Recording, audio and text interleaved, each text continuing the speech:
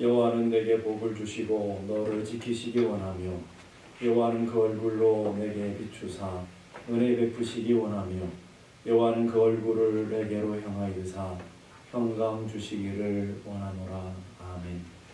사랑과 긍휼이 풍성하신 하나님, 오늘도 은혜의 보좌 앞으로 담대히 나아갑니다. 오늘도 우리를 정결케 하시고 복되게 하셔서 하나님만 예배하며 하나님만 경배하는 귀한 시간 되게 하여 주옵소서. 존귀하신 예수 그리스도 이름으로 기도드리오며 사도신경으로 저희들의 신앙을 고백하오니 전능하사 천지를 만드신 하나님 아버지를 내가 믿사오며 그 외아들 우리 주 예수 그리스도를 믿사오니 이는 성령으로 잉태하사 동정녀 마리아에게 나시고 본디오 빌라도에게 고난을 받으사 십자가에 못 박혀 죽으시고 장사한 지 사흘 만에 죽은 자 가운데서 다시 살아나시며 하늘에 오르사 전능하신 하나님 우편에 앉아 계시다가 때로서 산자와 죽은 자를 심판하러 오시리라. 성령을 믿사오며 거룩한 공예와 성도가 서로 교통하는 것과 죄를 사하여 주시는 것과 몸이 다시 사는 것과 영원히 사는 것을 믿사옵나이다. 아멘. 약할 때 강함 되시는 주님, 우리 함께 고백하며 찬양하기 원합니다.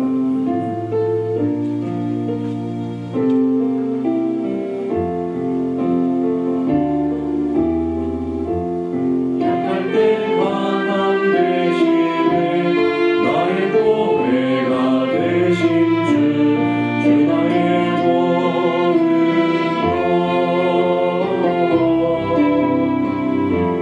주 안에 있는 보물을 나는 포기할 수 없네. 주 나의 모든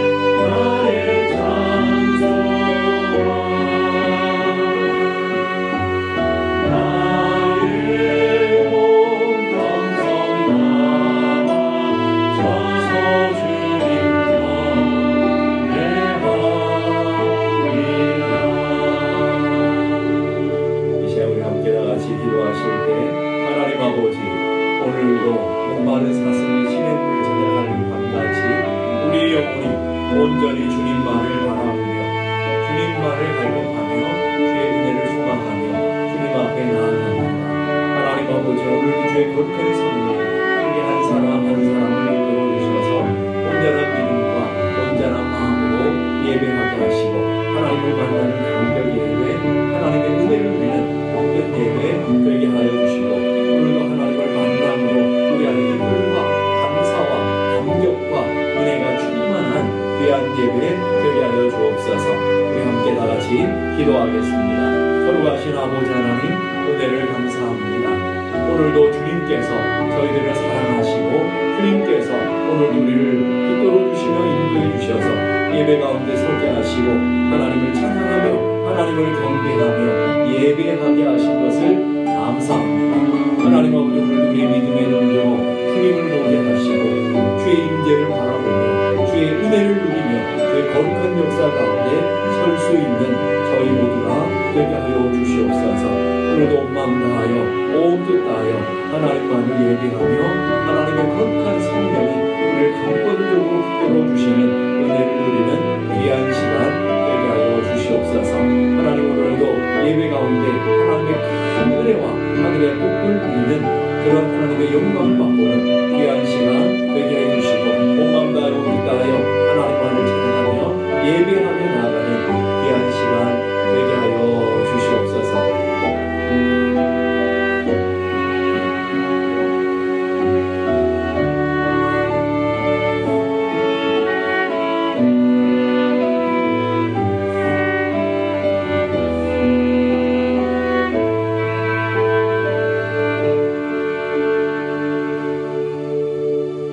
하나님 아버지, 은혜를 감사합니다.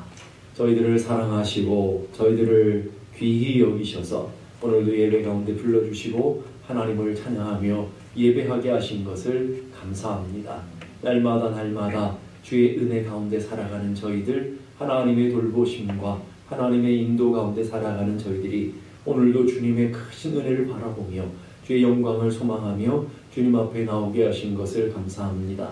오늘도 우리의 마음 문을 열어주셔서 온전히 하나님의 임재를 맛보며 하나님의 영광을 누리는 귀한 은혜 예배가 되게 해주시고 온 마음 다하여 온 뜻 다하여 하나님만을 예배할 때 우리 안에 하나님의 거룩한 성령이 충만케 되어지는 귀한 시간 되게 하여 주옵소서. 주님을 만남으로 우리의 삶의 기쁨으로 회복되게 하시고 주님을 만남으로 하나님의 영광이 우리 가운데 가득 채워지게 하시고 주님을 만남으로 하늘 신령한 복으로 가득 넘쳐나는 저희 모두가 되게 하여 주옵소서. 존귀하신 예수 그리스도 이름으로 기도드리옵나이다. 아멘. 교회 소식 알려드립니다. 2월의 암송 말씀 시편 119편 105절의 말씀을 보겠습니다. 2월의 암송 말씀 시편 119편 105절 다 같이 읽겠습니다. 주님의 입의 말씀은 내 발의 등이요 내 길의 빛이니이다. 아멘. 오늘 2부 예배 후에 본당에서 여성교회 모임이 있고요. 이번 주 토요일 오후 5시에는 권사기도회가 있습니다. 권사님들은 함께 모이셔서 기도하시고 하나님의 은혜 가운데 그날 귀한 교제의 시간들이 되기를 간절히 바랍니다. 오늘 1부 예배 후에 본당에 살때 모임이 있고요. 다음 주 2부 예배 후에 본당에서 남선교회 모임이 있습니다. 남선교회 회원 되시는 모든 분들은 참여해 주시고요. 본당 입구 테이블 위에 용지에 청소 봉사를 신청하는 시청서가 있습니다. 여러분 함께 참여해 주시고요. 지난주에 마스크와 손세정제를 받지 못하신 분들은 오늘 예배 후에 하나씩 받아가시면 되겠습니다. 봉사 안내를 2월 3월 이렇게 안내했습니다. 맡으신 분들은 함께 잘 참여하셔서 교회를 잘 섬겨가는데 여러분들이 협조해 주시면 감사하겠습니다. 기도하겠습니다. 하나님 아버지, 은혜를 감사합니다. 오늘도 주님의 그 큰 사랑과 넘치는 은혜 가운데 주님 앞으로 나아갑니다.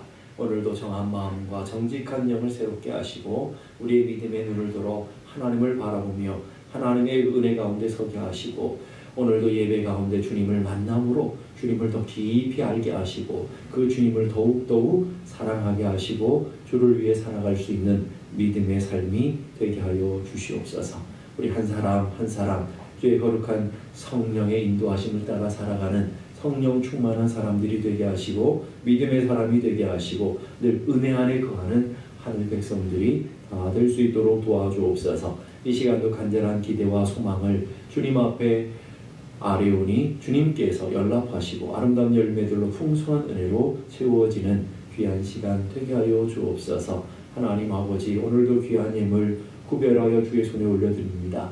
하나님 기뻐하시는 예물 되게 하시고 하나님 받으시는 예물이 되어서 이 예물을 통해 하나님의 영광이 드러나고 하나님의 나라가 확장되어져 가게 하시고 눈물 흘리는 자들의 눈물을 닦아주며 병든 자들을 일으키며 하나님 낭망하고 절망하며 있는 자들에게 힘이 되어주는 귀한 예물이 되게 하여 주옵소서. 하나님, 오늘도 주님의 말씀 앞에 서오니 하나님의 말씀이 우리 가운데 역사하여 주셔서 오늘도 그 말씀을 통해 위로받게 하시고 그 말씀을 통해 힘을 얻게 하시며 또한 말씀을 통해 우리 삶에 살아갈 표대를 얻는 귀한 은혜의 시간이 되게 하여 주옵소서. 존귀하신 예수 그리스도의 이름으로 기도드리옵나이다. 아멘.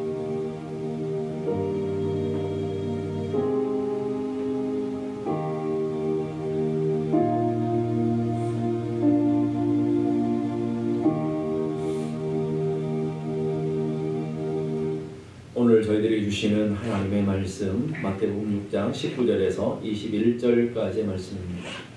신약성경 마태복음 6장 19절에서 21절까지의 말씀.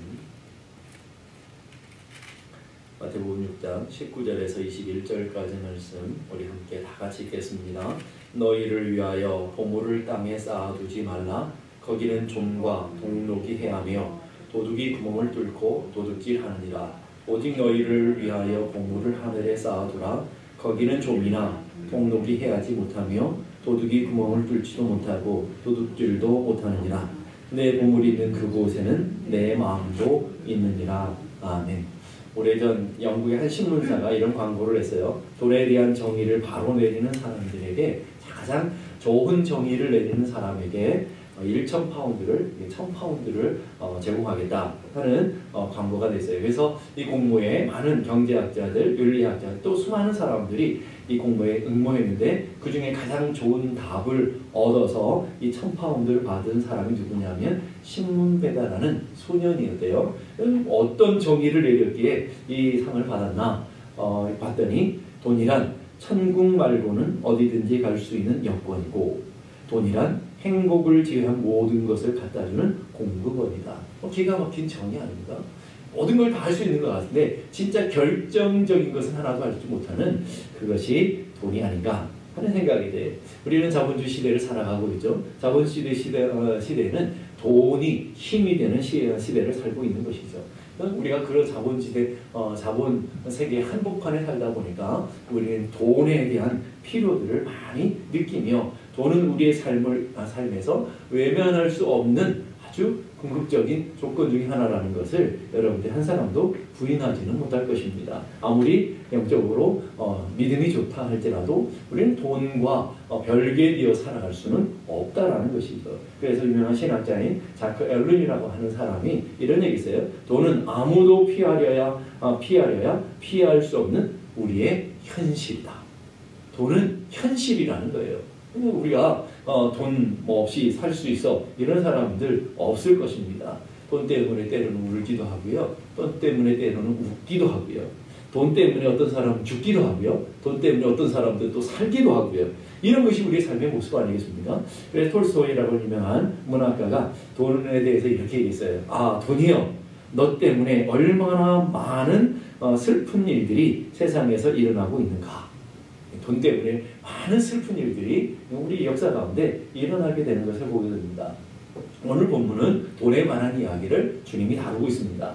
제자들을 가르치시면서 제자들이 이 땅에서 제자된 삶을 어떻게 살아가느냐, 제자들을 가르치면서 주님이 돈에 관한 이야기, 재물에 관한 이야기를 다루고 있다는 거예요. 제자는 또 돈에 대해서 어떤 자세를 가지고 어떤 태도로 이 땅 가운데 살아야 제자된 삶을 살아갈 수 있는가 하는 얘기를 하면서, 첫째로 보물을, 우리에 있는 재물을 땅에 쌓는 삶을 살면 안 된다 하는 얘기를 하고 있어요. 19절 보십시다. 너희를 위하여 보물을 땅에 쌓아두지 말라. 이 보물을 문맥적으로 보게 되면 재물이라고 하는 것을 우리가 분명히 보게 됩니다. 그러니까 너희의 재물, 너희의 돈을 땅에 쌓아두려고 하지 말아라. 당시에 세 가지, 예수님 시대에는 보물이 세 종류의 대략 보물이 있었죠. 첫째는 옷, 입고 다니는 옷, 그 겉옷이 담보물이 될 만큼 귀한 재물이었죠.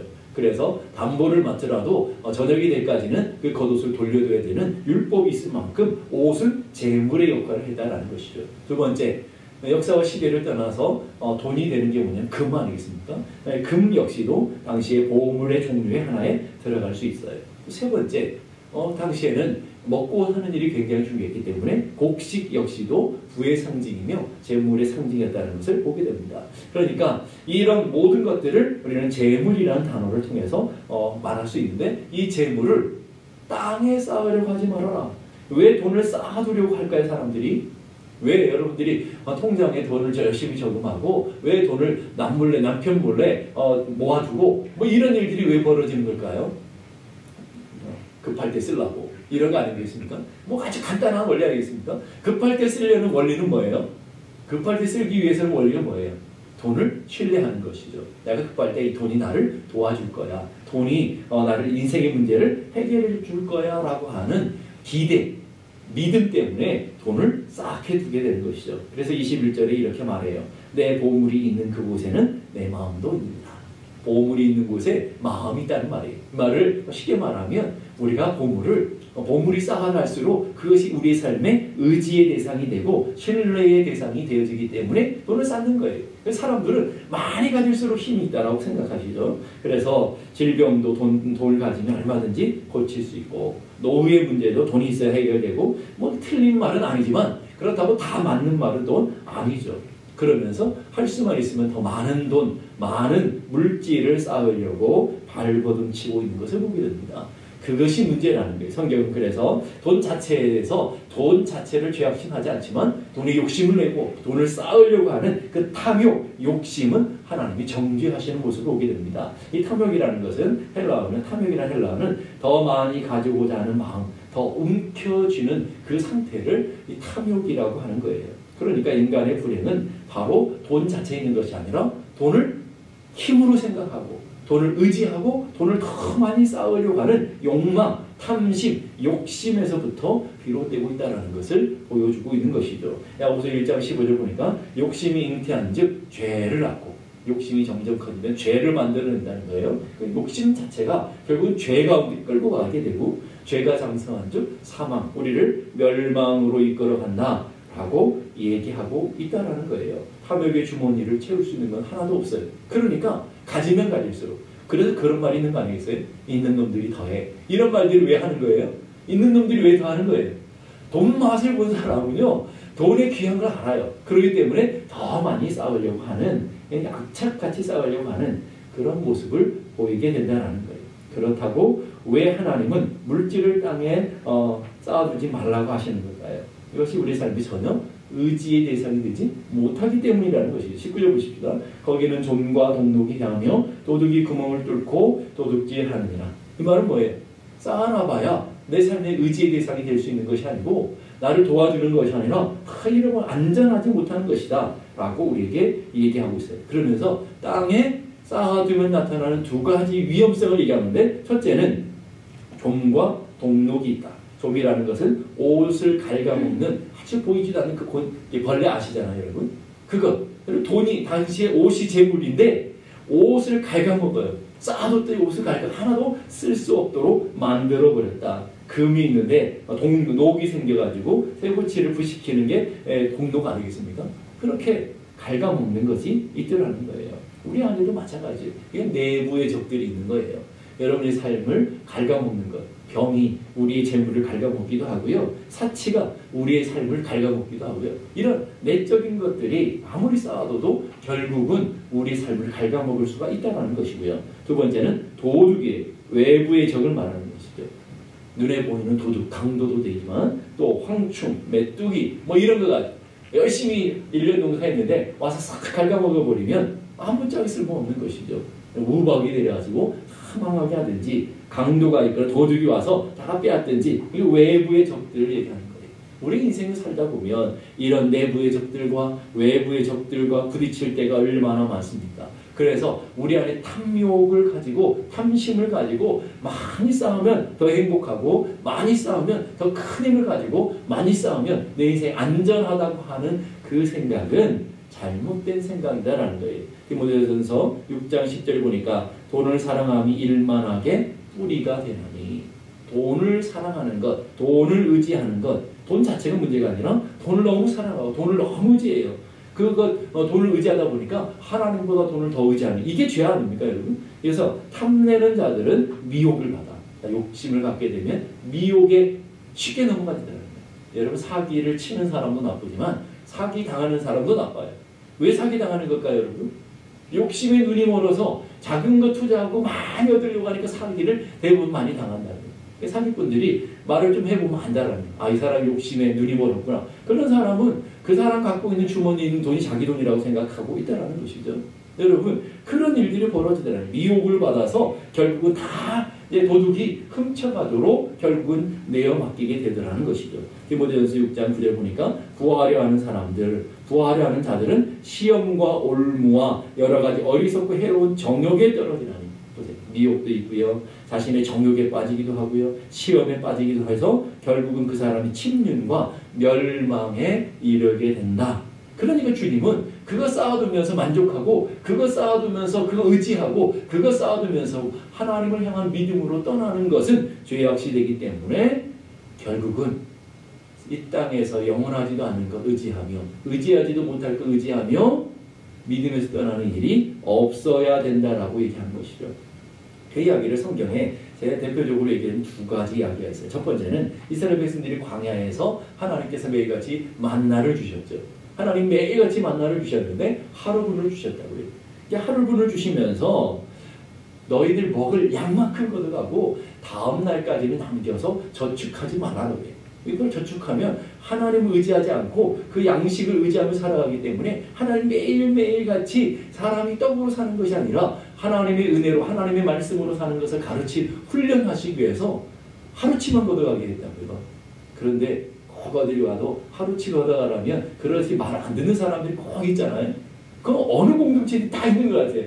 꼭 미꾸라지 같은 사람들, 말 안 듣는 사람들이 꼭 있었어요. 성경에도 보니까 그런 사람들이 좀 많았나 봐요. 출애굽기 16장 18절 보니까 많이 거둔 자도 남음이 없고 적게 거둔 자도 부족함이 없이 각 사람은 먹을 만큼만 거두었더라. 여기까지만 했으면 좋았을 텐데 말 안 듣는 사람이 있다 그랬잖아요. 그 다음 가니까 아침까지 두었더니 벌레가 생기고 냄새가 났다.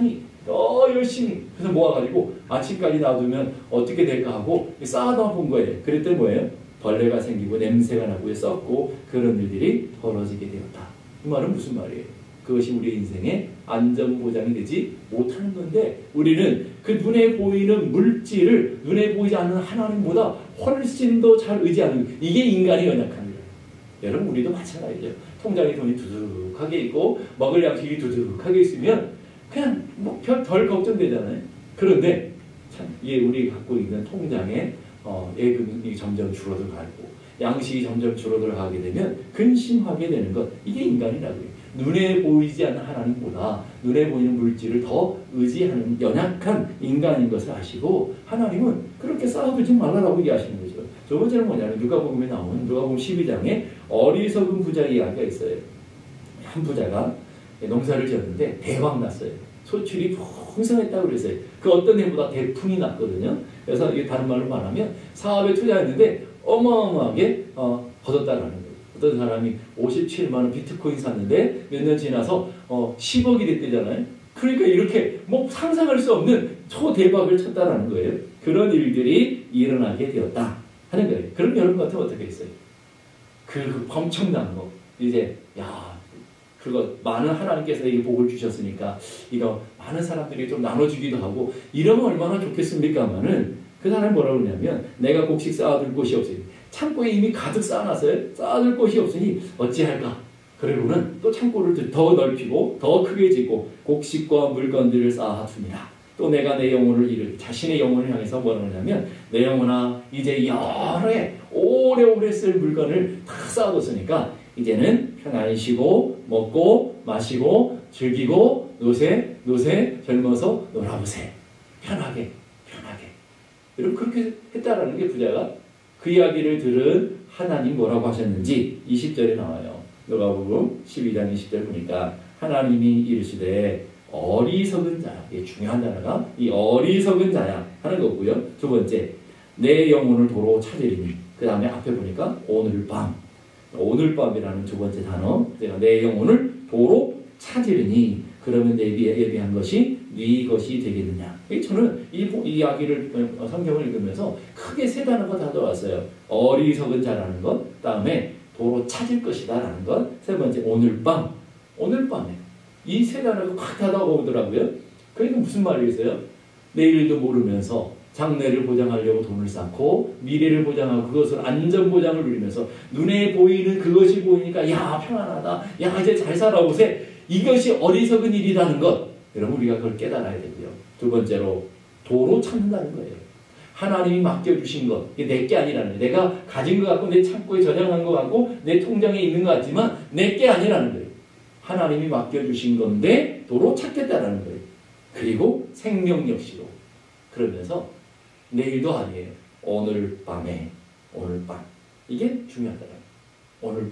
오늘 밤 오늘 하루의 생명도 오늘 하루의 인생도 모르는 인생이 내일을 걱정하고 내일을 보장받으려고 쌓고 살아가는 인생 이게 바로 어리석은 인생이다 하는 것을 얘기하고 있는 것이죠. 그러면서 결론적으로 주님 뭐라고 얘기하시냐면 21절 보니까 자기를 위하여 재물을 쌓아두고 하나님께 대하여 부유하지 못한 자가 이렇게 어리석은 자다 하는 거예요. 자기만을 위해서 자기 욕망만을 위해서 자기 만족만을 위해서 열심히 쌓는 게 벌고 쌓는 데 목적을 갖고 있는 사람 이런 사람이 어리석은 사람이다 하는 거예요. 어리석은 사람은 다른 사람이 아니고요. 열심히 돈을 쌓고 열심히 그것을 바라보면서 야 평안하다 만족하다 하고 살아가는 사람이 어리석은 사람이다 하는 것을 얘기하고 있다는 거예요. 그러면서 인생이 돈이나 재물에 있는 것이 아니라 하나님께 있음.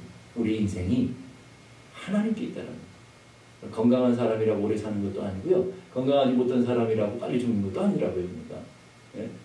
우리 인생이 생명이 하나님께 있더라고요. 여러분 가난한 사람이라고 덜 행복하고 부자라고 더 행복한 것도 아니더라고요. 행복 역시도 하나님께 있더라는 거예요. 그것을 모르는 사람들은 자꾸 눈에 보이는 현상과 물질을 통해서 만족을 누리고 그것을 의지하며 살아가는 삶 그게 어리석은 삶. 이게 다르게 말하면 불신앙의 삶이다. 그래서 하나님은 눈에 보이는 걸 자꾸 쌓아가면서 그것으로 만족하고 눈에 보이는 걸 쌓아가면서 그것으로 평안을 누리고 그것 의지하며 살아가는 어리석은 인생이 되지 말고 라는 말이에요. 잠언 23장 5절 보니까 내가 어찌하여 허무한 것을 주목하느냐. 눈에 보이는 것들은 다 진짜 같아 보이는데 허무한 것이라는 거예요. 그런 정령이 재물은 스스로 날개를 내어 하늘을 나는 독수리처럼 날아갈 것이다. 독수리가 얼마나 빨라요? 물질이 그렇다는 말이죠. 물질이 독수리가 하늘을 날아가는 것처럼 휙 하고 날아가는 것 이게 바로 우리 삶의 모습이기 때문에 쌓아두려고 하지 말아라 라고 얘기하는 거예요. 그러면서 땅에는 쌓아두지 마되 주님 두 번째 명령은 20절 보니까 오직 너희를 위하여 보물을 하늘에 쌓아두라. 쌓아둘 곳이 땅이 아니고 하늘이다라고 얘기하고 있더라는 것이. 왜냐하면 거기는 종이나 동록도 없고 도둑도 없고요. 없어질 이유가 없기 때문에 열심히 땅에 쌓지 말고 하늘에 쌓아둬라. 그러면 하늘에 쌓아두는 방법이 쓰겠어요.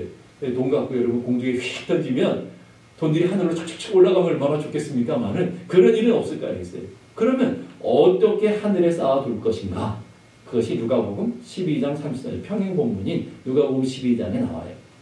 누가복음 12장 33절 보니까 너희 소유를 팔아 구제하여 낡아지지 아니하는 배낭을 만들라. 곧 하늘에 둔 바 다함이 없는 보물이니. 자 보세요. 하늘에 둔 바.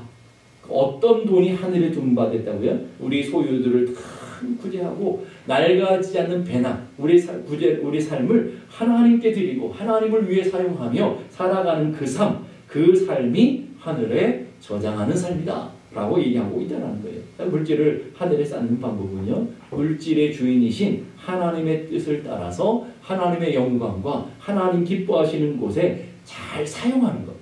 쌓는 게 아니라 사용하는 거예요. 쓰는 거예요. 쓸 때에 하나님은 그것을 하늘에 보하다라고 얘기하고 있다는 거예요. 존 스토트라고 하는 유명한 신학자가 오늘 우리가 읽은 이 본문을 이렇게 해석했어요. 하늘에 보물을 쌓아두라는 말씀은 영원토록 영향력이 지속되는 무엇인가를 이 땅에서 하라는 것이다. 베풀고 나누고 섬기며 드리고 이런 삶. 그래서 여러분들의 삶에 가장 본질적인 것, 물질 앞에 가장 본질적인 자세는 뭐냐면 그래서 11조가 되는 거예요. 11조는 우리 삶에 물질 앞에 하나님 앞에 드려지는 가장 기본적인 일이 되어지는 것이죠. 리차드 포스트라고 하는 영성신학자가 이렇게 말해요. 사람들의 돈에 대한 태도를 알아보면 하나님께 대한 태도를 알아볼 수가 있다. 그분은 돈은 영성의 척도가 된다라고 말해요. 자, 돈이라는 것이 영성신학자가 뭐냐면 우리들의 영성의 척도가 되어지더라. 그 영성의 척도의 가장 기본적인 것이 뭐냐면 바로 11조 정신이라는 거예요. 아, 오늘 또 목사님도 11조 드리라고 말하네? 뭐 이런 말이 아니고 그 11조 속에 있는 정신이라는 말이에요. 물질 앞에 서는 정신의 가장 기본적인 것이 11조잖아요, 여러분. 그러니까 11조의 정신이 뭐냐? 하나님이 주인이십니다라는 거예요. 이해되십니까? 모든 것이 다 하나님이 주인이시라는 거예요. 내 건강도 물질도 가정도 내 생명도 다 하나님의. 그러니까 11조 정신이라는 단순히 물질만 드리는 게 아니라 여러분의 11조, 여러분의 삶의 11조, 여러분의 인생 11조도 하나님 앞에 드려야 돼요. 재능에도 11조 드려야 되고요. 여러분 열정도 하나님 앞에 11조를 드려야 되는 모습을 갖고 있는 거죠. 우리는 자꾸 물질에만 함께되어 있단 말이에요. 그 말은 뭐냐면 11조를 드리고 우리의 시간이 들어가고 열정이 들어가고 우리의 에너지가 들어간 11조를 하나님 앞에 구별하면서 그 11조 속에 뭐가 들어있느냐면 하나님, 내 인생은 하나님의 것입니다. 이 말이에요. 물질도 하나님의 것이고 내 인생 생명도 하나님의 것이고 내 인생 전체가 하나님께서 주신 것입니다. 이 가장 근본적인 정신이 11조 안에 들어가 있다는 거예요. 그게 신앙 고백인 것이죠. 여러분, 사람의 마음이 물질에 있다잖아요. 가장 약한 게 사실은 물질 아닙니까? 그 가장 약한 사람의 마음에 가는 것의 가장 근본적인 것을 하나님 앞에 구별하면서 하나님 앞에 내 신앙 고백을 하는 거예요. 하나님, 내 인생이 하나님의 것입니다. 이 물질도 하나님께서 주신 것 하나님께 드립니다. 이 고백을 갖고 살아가는 것이다라는 거예요. 하나님은 보석도 재물도 하늘과 땅도 그리고 사람도 만드신 분이시기 때문에 우리의 돈이 필요해서 구걸하시는 분은 아니실 거 아니겠어요? 무슨 말씀인지 이해되십니까? 우리의 작은 호주머니 돈 털어가지고 11조 받아먹고 그렇게 만족하실 그런 분이 아니시라는 거예요. 근데 왜 우리들에게 11조를 요구하시냐는 거예요. 뭐냐면 하나님, 내 인생이 하나님의 것인 것을 근본적으로 고백하며 살라라는 거예요. 그것을 우리가 구별하면서 우리들이 하나님을 향한 자세와 태도를 구별하며 살아가게 되는 것이죠. 밖에서 2장 8절 보니까 은도 내 것이고 금도 내 것이요 만군의 여호와의 말이니라. 하나님 친히 말씀하신다고요. 세상의 은도 세상의 금도 다 내 거다라고 얘기해요. 역대상 29장 11절 13절도 보니까 여호와여 광대하심과 하나님 크고 황대한 이 우주 전체 말하는 거예요. 광대하심과 권능과 영광과 이김과 위엄이 다 주께 속하였사옵니다. 다 하나님 것이라고요. 그러면서 천지에 있는 것이 다 주의 것이로소이다. 천지에 있는 것이 다 누구의 거라고요? 하나님의 것이라는 말이에요. 부와 귀가 주께로 말미암고, 우리 돈도 우리 부귀가 좋아하잖아요. 부귀가 다 하나님께로 말미암은 것이다 하는 거예요. 그래서 하나님 앞에 우리가 11조를 구별하면서 우리가 이 세상의 물질을 탐하며 세상의 욕심의 노예가 되어서 그렇게 살아가지 않겠습니다. 모든 것이 다 하나님께서 주신 것이기에 내 보물이 있는 곳에 내 마음이 있기에 하나님, 물질은 내 인생의 목적이 아닙니다. 이 말이에요. 물질이 우리 인생의 목적이 아니죠. 여러분 인생의 목적이 뭐예요?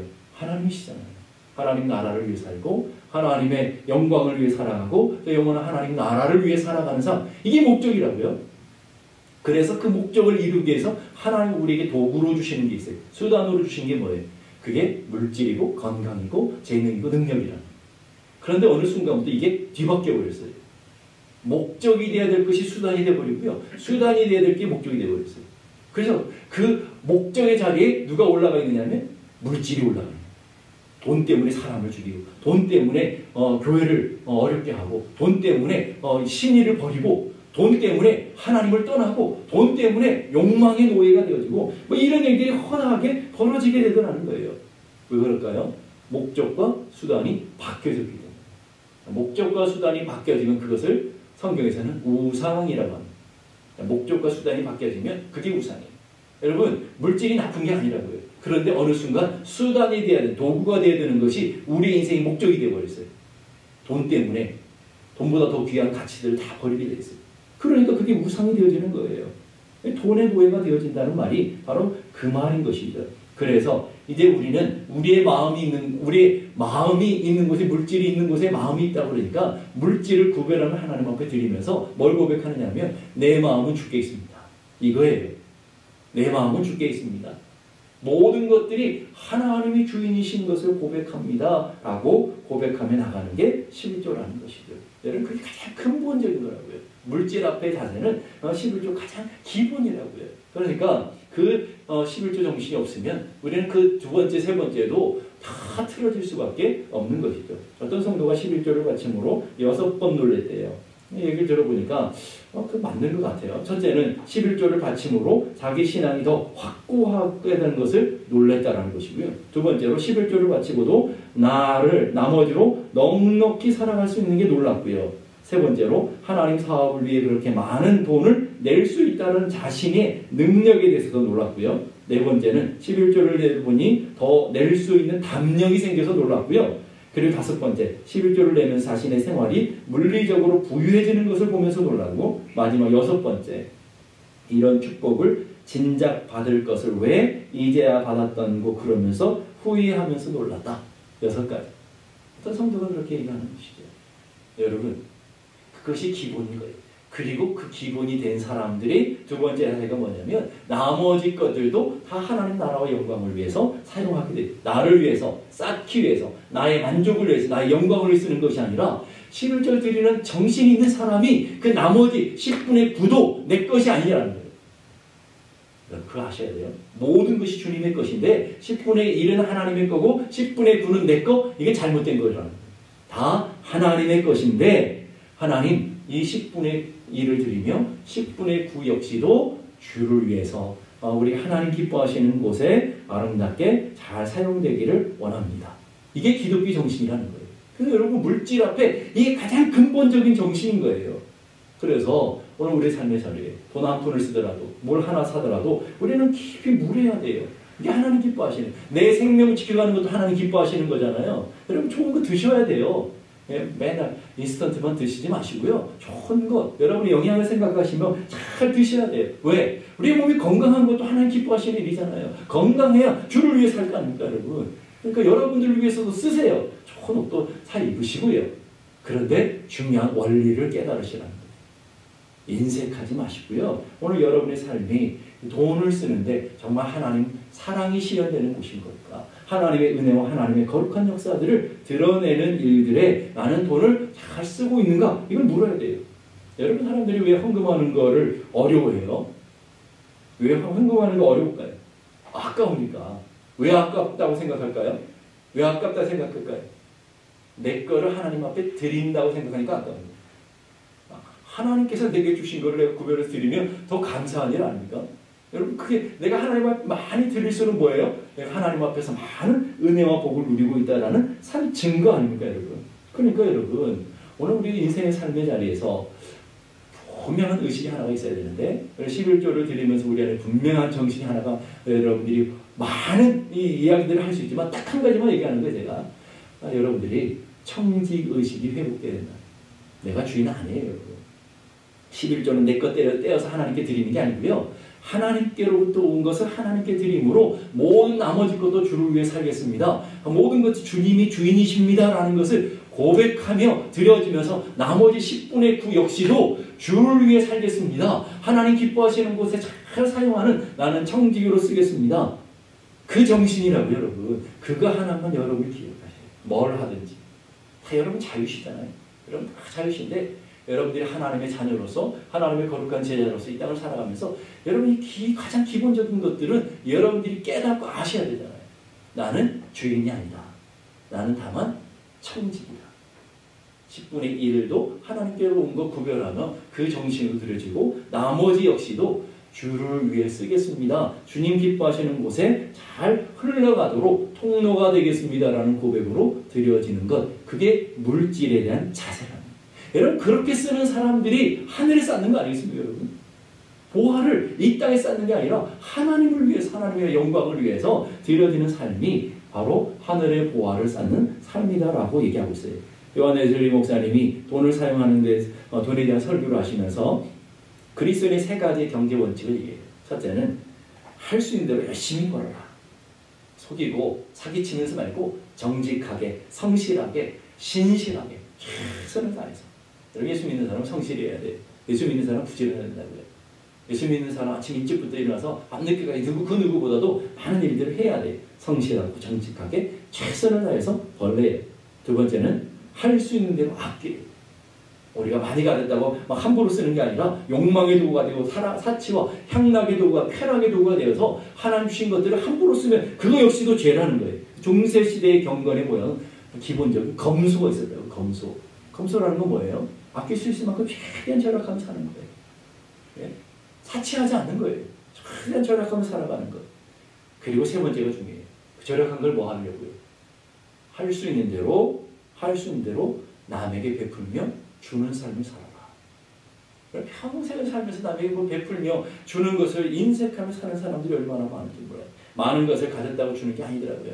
가진 사람이 더할 때가 많더라고요. 오히려 가난한 사람이 베푸는 걸 잘할 때가 많더라고요. 없는데 같이 콩알 한쪽도 반씩 나눠 먹는다고요. 근데 있는 사람들은 욕망이 도구가 되어서 욕심이 되어서 주는 것을 인색하는 사람들이 너무나 많더라는 거예요. 돈을 사용할 때요 3가지 기쁨이 있어요. 하나는 버는 기쁨이 있어요. 여러분 우리가 벌 때 얼마나 기뻐요. 두 번째 쌓는 기쁨이 있어요. 돈이 이렇게 막 쌓여져 가면 1,000불? 10,000불? 막 쌓여져 가면 그게 얼마나 기쁜지 몰라요. 세 번째 가장 큰 기쁨이 있는데 쓰는 기쁨이 가장 커요. 그 기쁨을 잘 모르실지 모르지만 열심히 쓰시는 나를 위해서만 아니라 하나님 나라를 위해서 가난하고 힘든 사람들을 위해서. 근데 중요한 건요 버는 것이 어려워요. 돈 버는 게 얼마나 어렵습니까 여러분? 직장 다니면서 여러분 눈치 봐야 되고 스트레스 받아야 되고 또 사업하면서 얼마나 스트레스 받고 얼마나 힘든지. 여러분 그래서 하나님 앞에 드리는 헌금 게 일전들이 그렇게 소중한 거예요. 왜? 여러분들이 그렇게 수고하고 하기 때문에 한 푼이라도 헛된 데 쓰면 안 되는 거예요.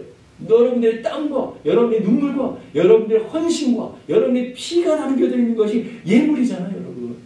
돈 벌기 얼마나 어려워요. 여러분. 두 번째는요. 돈 지키는 것도 더 어려워요. 돈이 도둑맞지 않도록 지켜가는 것. 이게 더 어렵다고요. 세 번째는요. 잘 쓰는 것 더더욱 어려워요. 돈을 가졌다고 잘 쓸 수 있는 게 아니라고요. 돈을 잘 쓰는 것. 이게 얼마나 어려운지 몰라요. 어디에 쓰는가를 알아보면 그 사람의 마음이 어디에 있는가를 알 수 있어요. 여러분 돈을 어디다 열심히 쓰시는지 한번 보세요. 그게 나의 영성입니다. 열심히 쓰는 분들. 그게 나의 지금 현주소라고 해요. 박현주라고 하는 분이 쓴 돈은 아름다운 꽃이다라는 책이 있어요. 그 책에 보면 바르게 벌어서 바르게 쓸 때 돈은 아름다운 꽃이 되어 활짝 피어나더라. 자, 아름답게 벌어서 바르게 벌어야 돼요.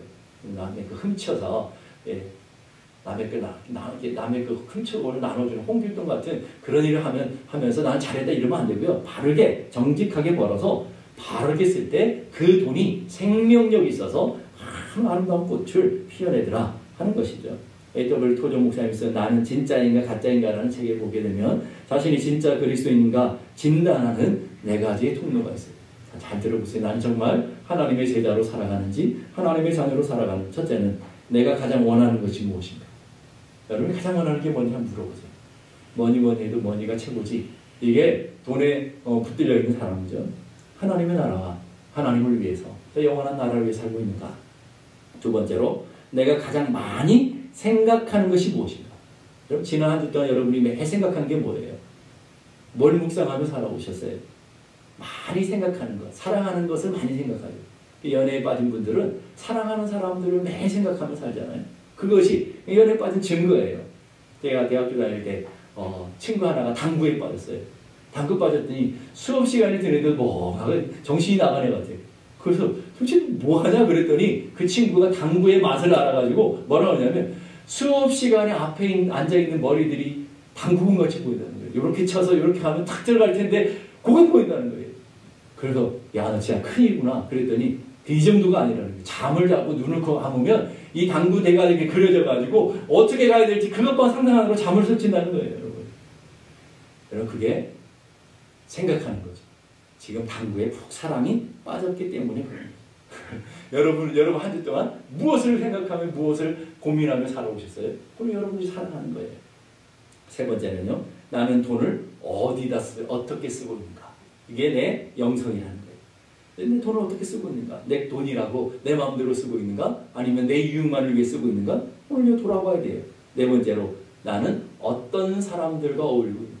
여러분 주변에 있는 사람들 보면 나의 모습을 보고 있어요. 끼리끼리 모인다고 그러잖아요.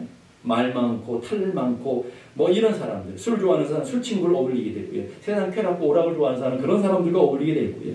사업하는 사람 사업하는 사람들과 어울리지 않겠어요? 그래서 지난 한 주 동안 여러분이 만나고 교제한 사람들이 누군가 이게 나의 모습이라는 그 진짜인지 가짜인지를 이렇게 4가지 통로를 통해서 보면 알게 될 것이다. 마지막 설교를 마치면서 여러분에게 질문 하나를 드리고 싶어요. 여러분의 삶의 목표는 이 땅에 있습니까? 아니면 저 영원한 하나님 나라에 있습니까? 그럼 우리는 그걸 어떻게 할 수 있어요? 적용 질문. 여러분의 시간, 재능, 물질을 이 땅을 위해 쌓고 있습니까? 아니면 저 하늘을 위해 쌓고 있습니까? 그것이 오늘 우리들의 모습이라는 것을 기억할 수 있기를 바랍니다. 기도하겠습니다.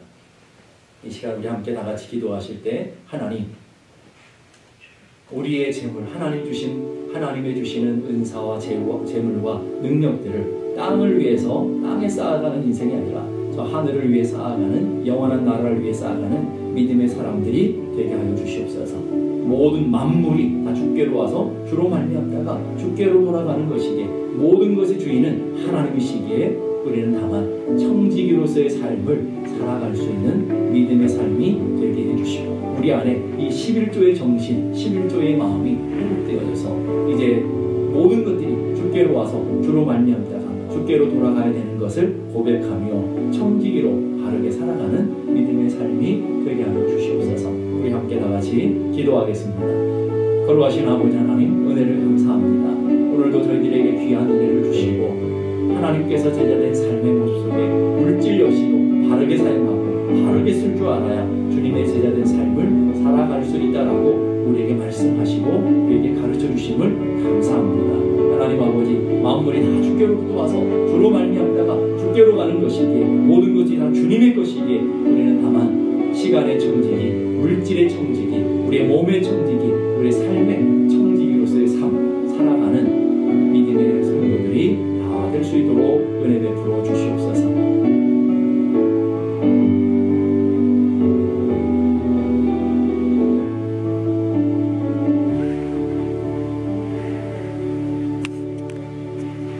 이제는 우리 주님 예수 그리스도의 은혜와 하나님 아버지 크고 놀라우신 사랑과 성령님의 감화 감동 충만케 하시는 역사가 이제로부터 영원까지 함께 계시기를 간절히 축원하옵나이다. 아멘.